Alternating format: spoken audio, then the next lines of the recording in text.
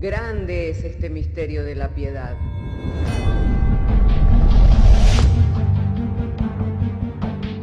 Si se destruyeran los fundamentos, ¿qué ha de hacer el justo? Porque con un solo sacrificio hizo perfecto para siempre a los santificados. Justificados por la fe, tenemos paz para con Dios. Juntamente con Él nos resucitó y nos hizo sentar en los lugares celestiales con Cristo Jesús. Fundados Y firmes en la fe, tenemos paz para con Dios. Bienaventurados los pobres en espíritu, porque de ellos es el reino de los cielos.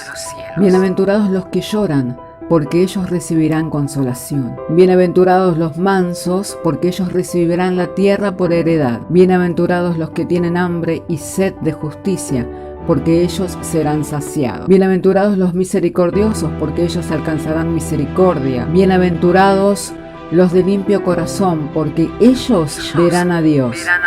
Bienaventurados los pacificadores, porque ellos serán llamados hijos de Dios. Bienaventurados los que padecen persecución por causa de la justicia, porque de ellos es el reino de los cielos. Bienaventurados sois cuando por mi causa os vituperen y os persigan, y digan toda clase de mal contra vosotros mintiendo. Gozaos y alegraos, porque vuestro galardón es grande en los cielos.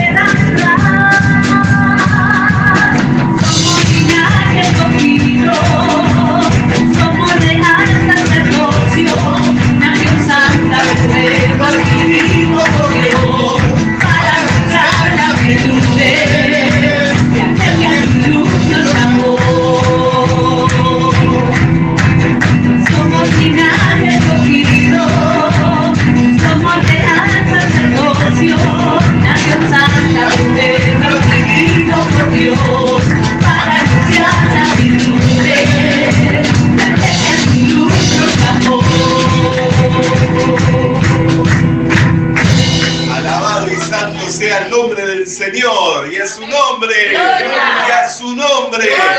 nos gozamos y nos alegramos en presencia del Señor con gran júbilo en nuestros corazones, alabando y glorificando su nombre. Hermanos amados, en este día quiero invitarles a que podamos abrir nuestras Biblias en el Evangelio de Juan, en el capítulo 12, en el verso 25. De manera que si tiene su Biblia, le invito para que abra su Biblia en el Evangelio de Juan, en el capítulo 12, en el verso 25. Y una vez abiertas las Escrituras, en reverencia al Señor, quien es que nos envía su palabra, puestos de pie, estaremos dando lectura y lo haremos en el nombre del Padre, del Hijo y del Espíritu Santo, diciéndonos el Señor por medio de su santa y divina palabra: el que ama su vida la perderá, y el que aborrece su vida en este mundo, para vida eterna la guardará. Oremos al Señor. Padre, queremos darte gracias porque nos has concedido traer la lectura de las Sagradas Escrituras, y también por el hecho de que nos has convocado por medio de tu Espíritu Santo, y reunidos en este lugar se nos da el poder abrir culto en este día, en donde hemos tenido tiempo para alabar, para adorar, hemos tenido tiempo para compartir los testimonios, Señor, y todo se nos ha permitido por medio de tu gracia que nos fue concedida en Jesucristo. Ahora ha llegado el momento, Señor, para el cual nos hemos preparado, que es el momento de oír y de recibir de tu palabra. Nuestro ruego en la oración es que tu palabra nos sea enviada en el poder, en la potencia del Espíritu Santo, cumpliéndose el designio de tu voluntad, alumbrándonos los ojos de los entendimientos, de modo que sea claro, comprensible, sencillo para todos los que en este día, Señor, tú has convocado, dándote gracias mediante la fe que es en Jesucristo, por quien todas estas cosas son hechas posibles, y sin Él nada de todo esto hubiera sido posible. Y la iglesia puede decir amén, amén y amén. Y tomen asiento, hermanos. Hermanos queridos, cuando miramos las Escrituras, podemos ver que es completamente contrario al sentir del hombre, que va en contra de lo que es la propia naturaleza del hombre. Porque ¿qué hombre puede aborrecerse a sí mismo? ¿Qué hombre puede llegar al punto de aborrecerse a sí mismo? Es muy difícil, el hombre casi siempre busca complacerse a sí mismo, satisfacerse a sí mismo, porque eso es lo que le dicta la naturaleza. Pero cuando el hombre comienza a pensar en forma profunda y comienza a mirar su ser, puede llegar a que en él se cumpla lo que está escrito, a llegar a aborrecerse a sí mismo. Amén. El salmista David, cuando meditaba en su nacimiento, él decía, en pecado fui concebido. O sea que él ni siquiera a ese ser, a esa criaturita recién nacida, que parece tan tierna, él la veía como algo tierno, sino que lo veía como algo pecaminoso, algo que era aborrecible, amén, y aborrecido. Entonces, él comenzó a tener pensamientos profundos por la inspiración del Espíritu Santo. Pero también cuando nosotros vamos pasando por diversas situaciones, podemos llegar a aborrecernos a nosotros mismos, amén. Y es así que hay personas que hastiadas de la vida llegan muchas veces al punto de querer acabar con su vida.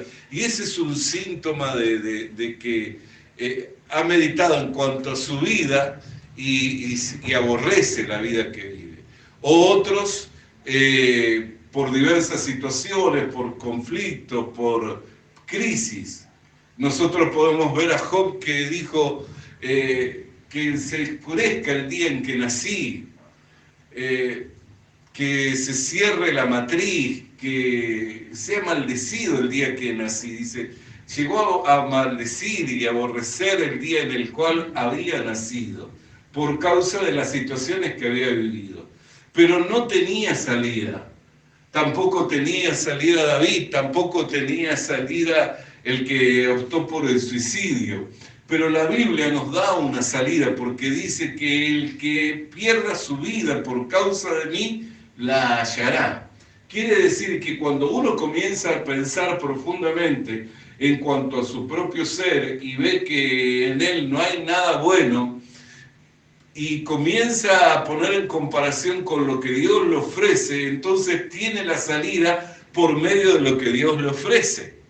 La razón por la que hoy muchas personas no se están tomando de la mano del Señor es porque todavía siguen convencidos, amando su propio ser y amándose a sí mismo, en que por medio de su propio esfuerzo, por medio de sus logros, por medio de sus atributos, por medio de su capacidad, van a poder salir adelante. Por eso, entre tanto más rápido la persona llega a este pensamiento profundo, a darse cuenta que en su ser no hay nada bueno, a darse cuenta que en su persona no hay nada bueno, es cuando más pronto está para que le amanezca el Evangelio. Es cuando más preparado se encuentra para que le amanezca el Evangelio. Así, cuando la noche está avanzada, está más próximo a amanecer, así también cuando la persona va meditando en su propio ser y viendo que no hay nada bueno, no hay nada en él que le pueda traer satisfacción, es cuando más pronto se encuentra para que le amanezca la luz del Evangelio. Amén. Alabado y santo sea el nombre del Señor. ¿Por qué? Porque el pensamiento de Dios no es que el hombre se pierda, sino que alcance salvación y vida eterna por medio del conocimiento del Evangelio. El deseo de Dios no es que el hombre muera ni que el hombre se pierda. Por eso la Escritura nos dice que de tal manera amó Dios al mundo que ha enviado a su Hijo unigénito. ¿Para qué? Para que todo aquel que en Él crea no se pierda, sino que alcance vida eterna. Ese es el deseo de Dios. Amén. Lo que sucede es que en tanto el hombre ame su ser, ame su vida, aunque ella se encuentra corrompida por el pecado, aunque ella se encuentra denigrada, Dios no puede obrar. ¿Por qué? Porque su corazón está en su propio ser, su corazón está en su yo, y no se encuentra su corazón en el Señor. Amén. Donde está nuestro tesoro, está nuestro corazón, dice la Biblia, ¿no es cierto? Si nuestro tesoro es la vida que vivimos y nuestro propio ser, entonces nuestro corazón va a encontrarse ahí. Pero cuando nosotros pensamos profundamente y vamos entendiendo que no nos diferenciamos en nada de la peor persona que podamos ver en este mundo, de la mujer más denigrada, del hombre más denigrado, que no nos diferenciamos en nada, que compartimos una misma naturaleza que está corrompida por el pecado, y nos vemos, hermanos, en la misma condición de ese hombre, en la misma condición de esa mujer, aunque tal vez no hayamos hecho cosas tan perversas en comparación nuestras, según nuestras normas, según nuestras medidas, pero delante de Dios todos hemos pecado y todos estamos destituidos de la gloria de Dios. Dios mira de una manera completamente diferente a como mira el hombre. Siempre decimos que Dios mira el corazón, ¿no es cierto? Quiere decir que Dios mira en profundidad. Pues es del corazón de donde salen los pleitos, las enemistades, las guerras, las lascivias, los adulterios, la fornicación. Es del corazón del hombre. Por eso es que Dios cuando mira el corazón y ¿qué mira? Que el corazón del hombre es del mismo en todos. Amén. La razón por la que algunos cometen delitos más graves que otros en relación es porque han transgredido las leyes, la ley de la conciencia, las leyes sociales, las leyes dictadas por el Estado, es porque han transgredido, han ido más allá de esas leyes, que es lo que lo frena al hombre. Lo que lo frena al hombre de cometer todo acto de perverso, todo acto de perversidad, es la conciencia, es la ley social, es la ley del Estado lo que lo frena. Pero cuando uno va transgrediendo esas leyes, cuando esas leyes van cayendo, es cuando uno comete todo acto de inmoralidad. Pues el corazón del hombre es el mismo en todos. Lo único que algunos se encuentran más frenados por esas leyes, por esas condiciones que otros. Amén. No es que uno es más bueno que otro. No es que uno es más malo que otro. Somos todos iguales, somos todos perversos de corazón, somos todos malignos, somos todos pecadores. Amén. La diferencia es que algunos están más contenidos que otros por esas leyes, por esas reglas, por esas normas. Pero no hay diferencia. Basta con que caiga eso y va a ver como el corazón suyo y el corazón de mío y el corazón del más perverso o de la más perversa es igual. Amén. Por eso que Dios cuando mira el corazón, ¿qué ve? Que todo hombre es pecaminoso, que todo corazón es engañoso. Amén. Entonces, hermanos, es importante que nosotros comencemos a pensar profundamente en estas cosas y comencemos a descubrirlo. ¿Para qué? Para no apoyarnos en nuestro sí mismo y comenzar a apoyarnos en Dios y comenzar a que por delante no saquemos nuestra propia justicia, sino que por delante saquemos la justicia del Señor. Amén. Amén. Alabado y santo sea el nombre del Señor. Que no saquemos por delante nuestro propio yo, nuestras obras, nuestra propia justicia, sino que saquemos por delante la obra de Dios, la obra de Cristo, la obra de su justicia. Amén. Alabado y santo sea el nombre del Señor. Hermano, nosotros podemos ver a un hombre que recibió una honra muy grande de parte del Señor. Y ese hombre fue Saúl. En la nación de Israel Dios gobernaba. Pero cuando la nación de Israel comenzó a mirar que los demás reinos tenían un rey, comenzaron a querer tener un rey, comenzaron a pedirle a Dios un rey.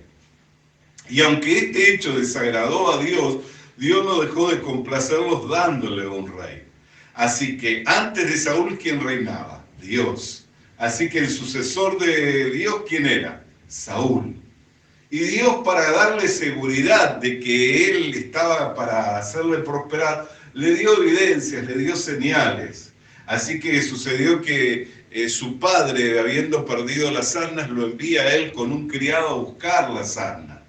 Y pasados los días, viendo que no la encontraban, llegaron a la casa del profeta. Y el profeta, que los estaba esperando y había preparado banquete porque sabía que iba a venir a él el que Dios había escogido para que fuera rey, le convidó, le mandó que se quedara, que durmiera en ese día en su casa, y al otro día lo despachó con diferentes señales. Estas señales era que iba a encontrar a sus asnas, que ya las había encontrado su padre, que le iban a salir al encuentro una agrupación de profetas, que él iba a profetizar entre ellos.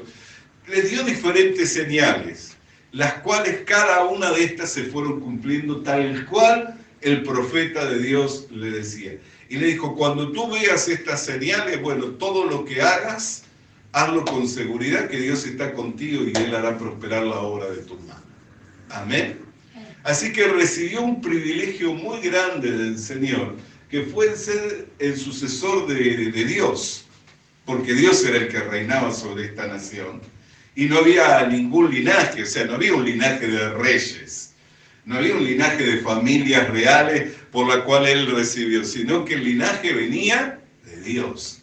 Amén. Sin embargo, a causa de que la duda siempre estuvo en su corazón y nunca él tuvo plena comunión con Dios porque nunca confió plenamente en la palabra del Señor, aunque el Señor le había dado evidencias, llegó un momento en que Dios dijo, voy a cortarte del reino.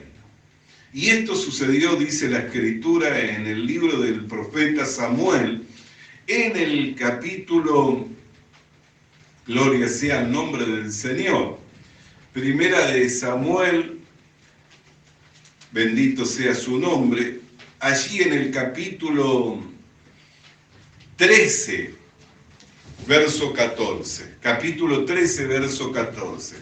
Mas ahora tu reino no será duradero. Jehová se ha buscado un varón conforme a su corazón, al cual Jehová ha designado para que sea príncipe sobre su pueblo, por cuanto tú no has guardado lo que Jehová te mandó. O sea que Dios le habló y le dijo, mira, tu reino no va a ser duradero, Dios se ha procurado un varón conforme al corazón de él, que le agrada, y él va a ser el que te va a suceder. ¿Y qué sucedió? Que teniendo la palabra, Saúl comenzó a buscar quién iba a ser su sucesor, quién era con quien Dios estaba y que hacía prosperar todo lo que emprendía. Hasta que un día, volviendo de la batalla, la gente comenzó a vociferar diciendo, Saúl mató a sus miles y David mató a sus 10.000. Amén. Así que cuando él comenzó a escuchar que el pueblo estaba con David, se dio cuenta, este es el que me va a suceder, el que va a regir después que yo sea quitado del reino. ¿Y qué es lo que hizo? Procurar salvarse a sí mismo. ¿De qué forma? Comenzando a planear de qué manera podía deshacerse de aquel que lo iba a regir después de él. Así que comenzó a ver cómo lo iba a matar. Aunque era preciado, le había dado a su hija en matrimonio, le traía conforte a su corazón, le traía liberación a su vida de la influencia del maligno, aunque era una persona preciada que le había recibido como hijo, cuando comenzó a ver que era el sucesor, comenzó a ver cómo matarle, comenzó a mirar cómo matarle. Y todo esto a Saúl le trajo aflicción. ¿Por qué? Porque continuamente vivió en amargura, continuamente vivió en aflicción, y todos sabemos cómo él terminó. Que terminó matándose por su propia espada, asentando su espada en tierra y echándose sobre ella porque se veía rodeado por el enemigo y herido, imposibilitado de poder escapar. Así que aborreció su vida, al final terminando con su propia vida. Pero toda su vida fue una vida de aflicción. ¿Por qué? Porque vivió procurando salvarse. Si él hubiera pensado de una manera distinta, bueno, yo nunca fui rey, pero Dios me escogió para ser rey. Si él hubiera pensado, la voluntad de Dios es que yo sea quitado del reino, pero él se procuró un sucesor, a David. qué bueno sería que David no cometiera los errores que yo cometí. Y siendo que a David lo tengo cerca, yo lo puedo enseñar, lo puedo discipular, lo puedo instruir. Que los errores que yo cometí no los cometa él, ¿para qué? Para que él le vaya bien y sea prosperado. Y de esa manera, él hubiera trabajado en pos de la voluntad de Dios. Porque si la voluntad de Dios era que David fuera establecido para rey, entonces él tenía que haber trabajado por la voluntad de Dios, no amarse a sí mismo, no procurar salvarse a sí mismo, sino amar a Dios y amar su voluntad. Aunque su voluntad le fuera, de alguna forma, él lo privara del reino, pero había recibido una honra y un privilegio que no se merecía.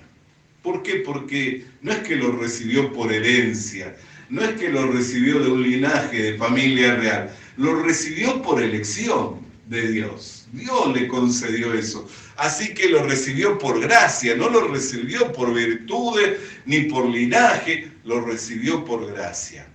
Y no lo supo aprovechar. Pero ¿qué es lo que hizo él? En vez de querer trabajar en pos de la voluntad de Dios y por la voluntad de Dios, comenzó a procurar a salvarse a sí mismo. Y esto le trajo aflicción.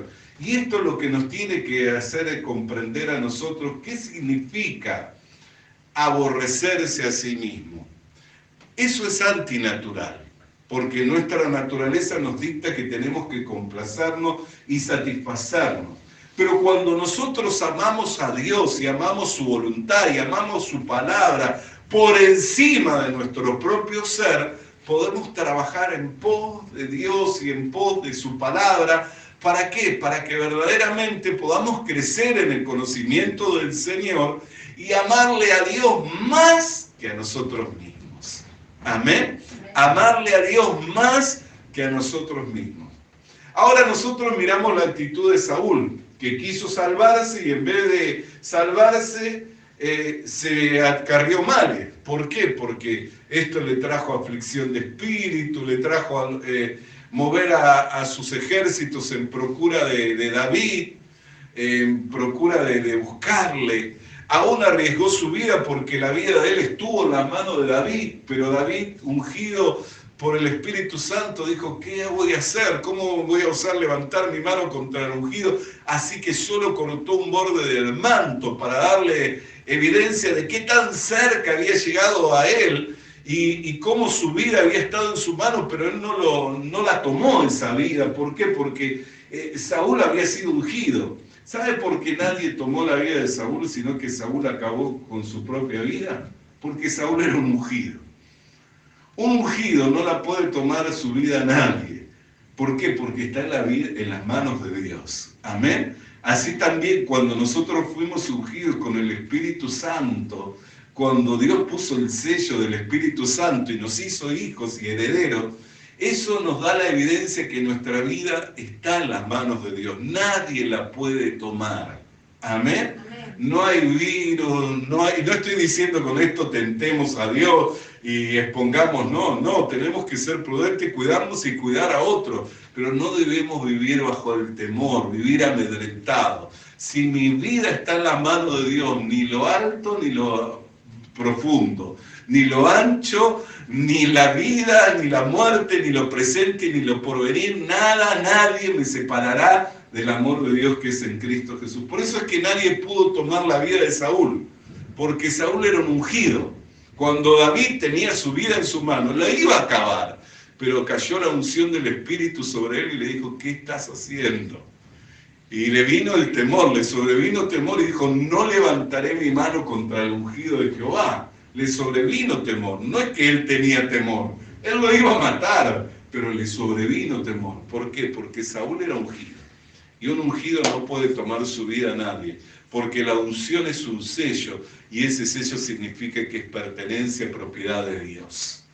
Por eso es que todas las cosas en el templo se ungían, para dar evidencia de que eran de Dios, que eran santificadas. Así cuando Dios nos ungió con el Espíritu Santo, nos puso el sello, que somos pertenencia y propiedad de Dios. Amén.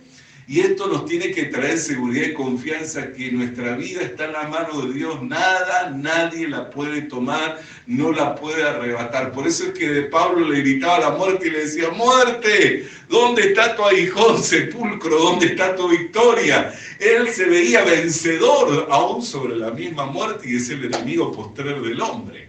El enemigo postrero del hombre, ¿cuál es? La muerte. A ella la vamos a enfrentar todos. Amén. Pero ¿cuál es la esperanza que tenemos nosotros? La de vida eterna.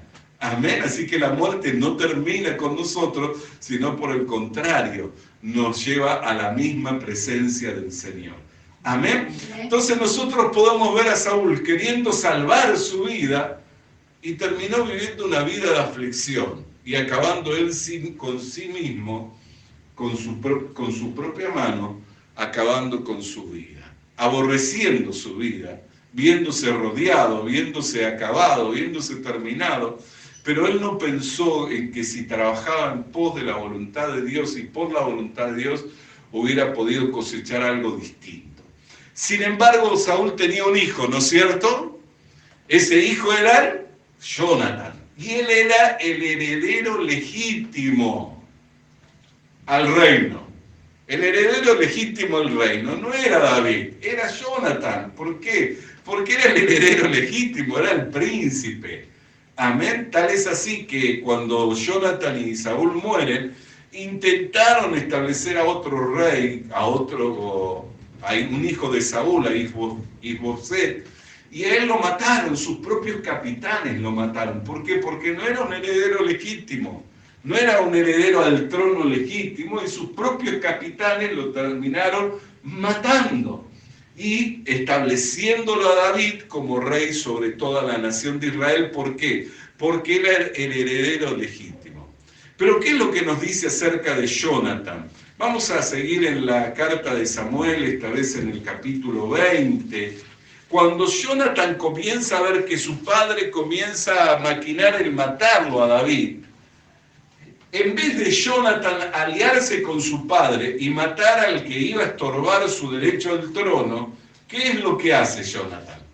Lo ayuda a David. Reconoce que contra Dios nadie podía ir. Así que, ¿qué es lo que hace? Lo ayuda a David a huir. Lo ayuda a David a huir. Pero no solamente lo ayuda a David a huir, sino que hacen un pacto. Amén. Hacen un pacto entre ellos. ¿Y qué es lo que le dice Jonatán a David? Amén. Dice en el capítulo 20, bendito sea el nombre del Señor. Capítulo 20, dice, y David respondió a Jonatán, verso 5. He aquí que mañana será nueva luna, y yo acostumbro a sentarme con el rey a comer, mas tú dejarás que me esconda en el campo hasta la tarde del tercer día. Si tu padre hiciere mención de mí, dirás que me rogó mucho que lo dejase ir corriendo a Belén, su ciudad, porque todos los de su familia celebran allá el sacrificio anual. Y si él dijere bien está, entonces tendrás paz tu siervo, mas si se enojare, que la maldad está determinada de parte de él.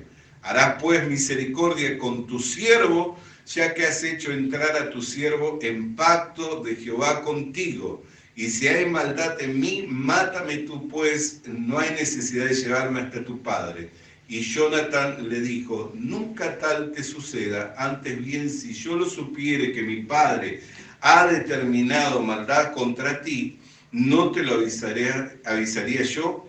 Dijo entonces David a Jonatán, ¿quién me dará aviso si tu padre respondiere ásperamente? Y Jonatán dijo a David, ven, salgamos al campo, y salieron ambos al campo. Entonces dijo Jonatán a David, Jehová Dios de Israel sea testigo cuando huyas preguntando a mi padre mañana, a esta hora y el día tercero. Si resultase bien para David, entonces enviaré a ti para hacértelo saber. Pero si mi padre intentare hacerte mal, Jehová haga así a Jonathan y aún le añada, y si no te lo hiciere saber, y te enviare para que vayas en paz hasta Jehová, y esté Jehová contigo como estuvo con mi padre. Y si yo viere, harás conmigo misericordia de Jehová para que no muera. Y no apartarás tu misericordia de mi casa para siempre, cuando a Jehová haya cortado uno por uno a los enemigos de David de la tierra. No dejes que el nombre de Jonathan sea quitado de la casa de David. Dios hizo un pacto. Dijo, si Dios te entrega al reino, dice, no me mates y no dejes que mi nombre sea quitado de la casa de David. Y lo ayudó a huir de su padre Saúl. A pesar de que si se confabulaba con su padre, David podía haber muerto, y él siendo el heredero legítimo al trono, lo cual era una posición importante para Jonathan, él no ambicionó eso, sino que creyó a Dios, creyó que lo que Dios había determinado se iba a cumplir. Así que lo ayudó, y como todos sabemos, Jonathan y David murieron ese mismo día, días después en batallas, meses después, murieron en batalla, y toda la casa de Saúl pereció, quedando uno de sus hijos, quien quisieron establecerlo por rey, pero sus propios capitanes lo terminaron matando posterior a que él se estableciera como rey. Ahora, cuando David asume el reinado y comienza a tener progreso sobre toda la tierra de Israel, un día meditando dice, ¿habrá quedado alguien de la casa de Jonathan a quien yo pueda hacerle misericordia? Y ahí aparece este personaje que muchos de nosotros conocemos, que es Mefibosé, un hijo legítimo de Jonathan, que cuando estos se encontraban huyendo, al caerse de las manos de su nodriza, se queda paralítico de ambas piernas. Así que era un hombre que vivió toda su vida huyendo, vivió toda su vida escondiéndose, vivió toda su vida en condición de escasez, de necesidad, porque no pudo progresar. Vivió en las peores condiciones. Pero David, recordando el pacto que había hecho con Jonathan, le mandó a buscar a Mefibosé. Y esto nos narra la palabra de Dios en 2 de Samuel en el capítulo 9. En 2 de Samuel en el capítulo 9, ahí nos narra la palabra de Dios diciendo, y dijo David, ¿ha quedado alguno de la casa de Saúl a quien haga misericordia por amor de Jonathan? Él quería hacer misericordia, pero por el amor de Jonathan. ¿Por qué? Porque habían hecho un pacto. Así que ese hijo, que a David no le servía para nada, ¿por qué? Porque no se había criado como un príncipe, no había recibido buena educación, se había criado como un fugitivo, escondiéndose. Y a su vez no era un hombre productivo, porque era un hombre que estaba inválido de sus piernas, no era un hombre que le fuera útil. Sin embargo, David lo restaura, lo trae a su casa, le da un lugar en su mesa y lo cubre con todos los bienes que eran de su abuelo y todos los bienes que eran de su padre. Se los devuelve, le da todo lo que le pertenecía. Entonces, nosotros podemos ver que Jonathan, cuando renuncia a lo que él podía ver como algo preciado, que era su derecho al trono, esto le trajo a él que sus generaciones fueran bendecidas. Y por eso ese joven Mefibosé quedó. Porque uno dice, ¿por qué razón este muchacho con tantas dificultades sobrevivió a esta calamidad? ¿Y por qué no fue cortado como el resto de toda la familia de Saúl? Porque ese pacto tenía que tener cumplimiento, se tenía que cumplir. para que David pudiera cumplir con el pacto que había hecho con Jonathan, tenía que quedar un sucesor de Jonathan. Y este sucesor quedó en las peores condiciones para que verdaderamente David hiciera misericordia con él. Pero ¿qué es lo que nosotros vemos, hermano? El corazón de Dios. Y podemos ver que Mefibosé, que no tenía derecho a esa casa ni a los privilegios que eran de su familia, porque era un opositor al reino, recibió la gracia por un pacto que había hecho su padre.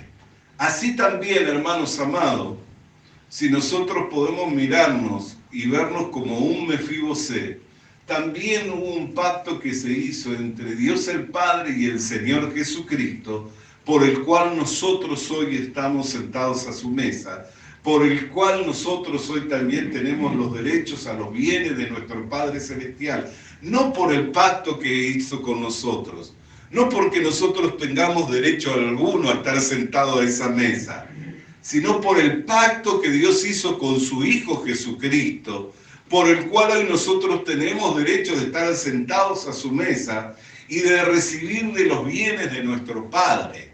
Amén. Amén. Bendito sea el nombre del Señor. Entonces nosotros, hermanos queridos, podemos mirar que todo el que quiera procurar salvar su vida va a traerse aflicción, pero todo aquel que aborrece su vida por amor al Señor va a acarrearse bendición, porque el deseo y el corazón de Dios es el de bendecirnos. Todos los pensamientos de Dios en cuanto para nosotros son pensamientos de paz y no son pensamientos de mal. Ahora, nosotros podemos seguir mirando y ya con esto quiero ir concluyendo. Y en la segunda carta de Samuel, nosotros vemos en el capítulo 20 que ocurre un suceso en el reino de Israel. Absalón se rebela contra su padre y para no enfrentar a su propio hijo, David termina huyendo del reino y dejándole el reino a Absalón.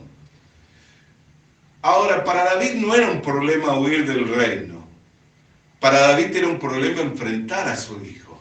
Porque el reino él lo tenía seguro. ¿Por qué? Porque no lo había recibido por voluntad de hombre, lo había recibido por legitimidad, por derecho de Dios había recibido. Entonces no era un problema para David dejar el reino. Él lo dejaba y lo dejaba con la confianza en que iba a volver.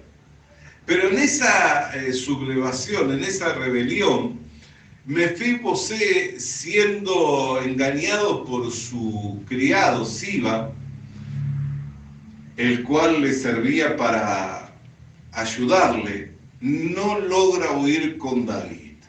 ¿Por qué? Porque Siba lo engaña, le habla mal a David en cuanto a Mefibosé, diciendo de que Mefibosé había decidido quedarse porque lo aborrecía a David. Y durante todo el tiempo en el que Mefibosé se quedó en el reino, se quedó sin cortarse el pelo, sin calzarse y sin bañarse, para mostrar su aflicción. Y cuando volvió David, lo llamó, el primero que llama es a Mefiboset y le dice, ¿por qué no has venido conmigo? Y le dice, porque fui engañado por mi criado. Y comenzó un altercado ahí entre Siba y Mefiboset.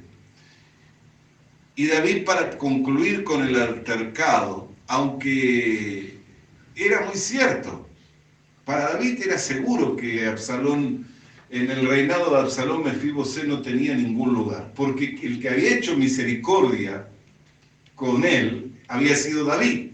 Para Absalón era un estorbo, era un paralítico. ¿Para qué lo iba a tener a su mesa? ¿Para qué lo iba a tener en su casa? Lo primero que iba a matar iba a ser a él. Se había acostado con las concubinas de David. Imagínense qué iba a hacer con un hombre que era un estorbo. Lo iba a matar.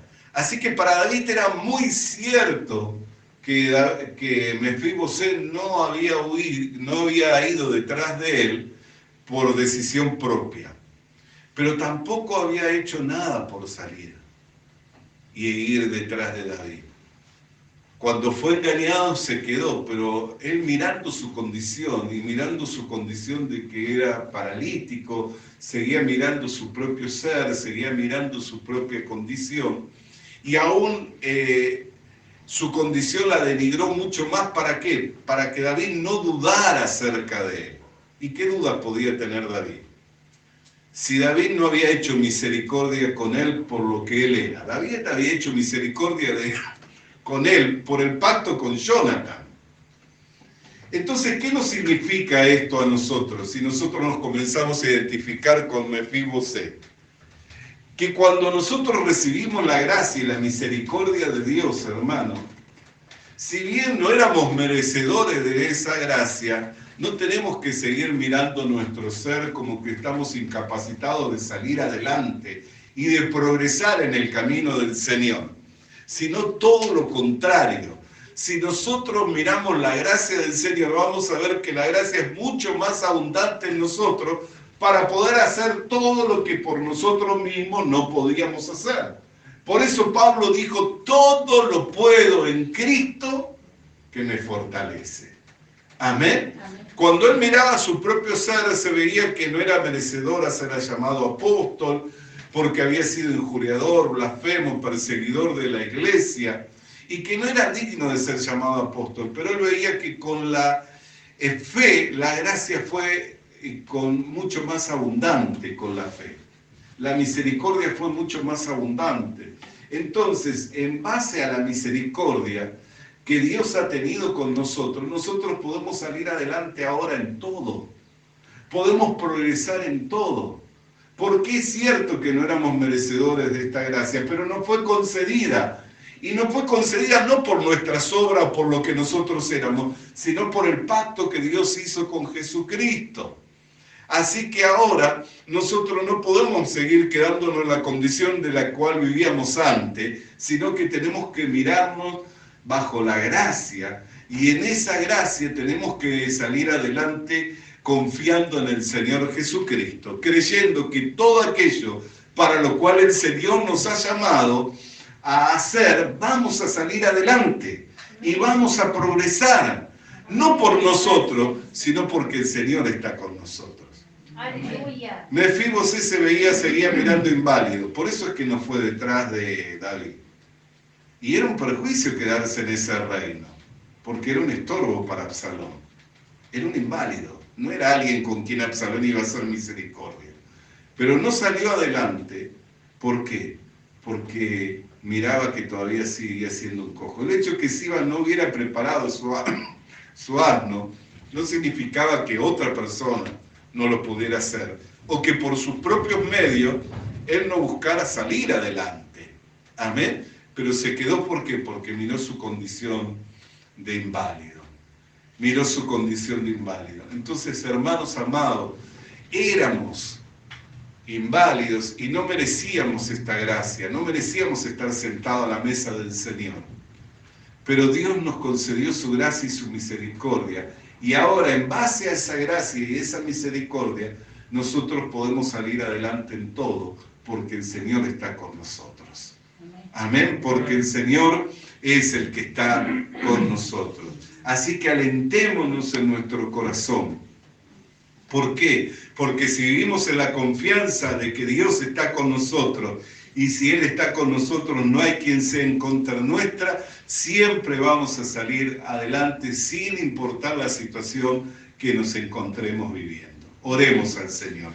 Padre, queremos darte gracias por tu palabra, que ha llegado a nosotros para instruirnos en cuanto a esta verdad, Señor, de que por nosotros mismos no hay manera que podamos salir adelante. Pero cuando recibimos la gracia, cuando recibimos la misericordia, en base a esa gracia y esa misericordia siempre podemos salir adelante, porque no éramos merecedores de estar sentados a tu mesa ni dignos de haber entrado a tu reino. Pero por medio de Jesucristo, Señor, tú nos has justificado y nos has dado entrada a esta gracia en la cual estamos firmes. Y ahora, en base a la gracia y a la misericordia, Señor, hallamos que todo podemos en Cristo que nos fortalece. Por lo que te damos gracias en el nombre de Jesús. Amén y amén. Alabado y santo sea el nombre del Señor. Le invito para alabar el nombre del Señor, hermano, mientras nos preparamos para el servicio de la Santa Cena. Le animamos a que consiga una Biblia, porque en ella encuentra la mente de Dios, el estado del hombre, el camino de salvación, la muerte de los pecadores y la felicidad de los creyentes.